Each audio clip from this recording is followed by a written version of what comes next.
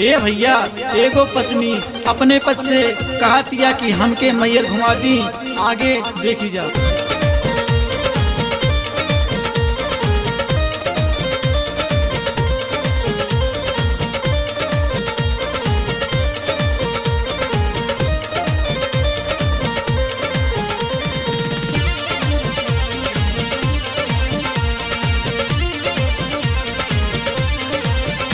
आसो चढ़ते नवराता में जाम भइल बा, अब की मैया जी के मूर्ति के नाम भइल बा, नाम भइल बा।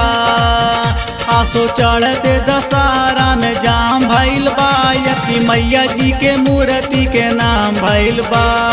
आई बनाई बारा से चल जाई राजा, टेम्पू से मैहर चल जाई, देवरा के संग ही निकल जाई राजा, टेम्पू से मैहर चल जाइबू, चल जाइबू, चल जाइबू।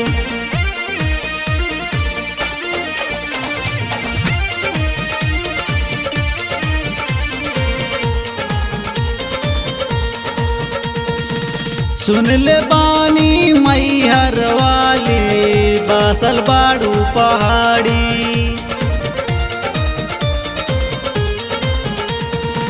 सुन ले बानी मैहर वाली बासल बाड़ू पहाड़ी, हारली ऊ सब कर दुखवा मैया मैहर वाली, दर्शन पाके संभर जाई राजा, टेम्पू से मैहर चल जाई, दर्शन पाके संभर जाई राजा, टेम्पू से मैहर चल जाई, चल जाई, चल जाई।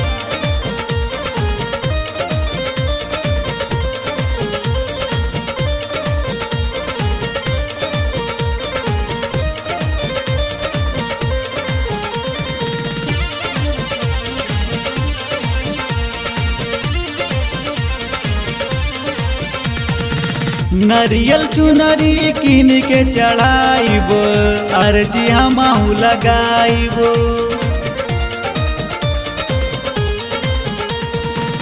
नरियल चुनरी किन के चढ़ाइबो, अर्जी हमहू लगाइबो।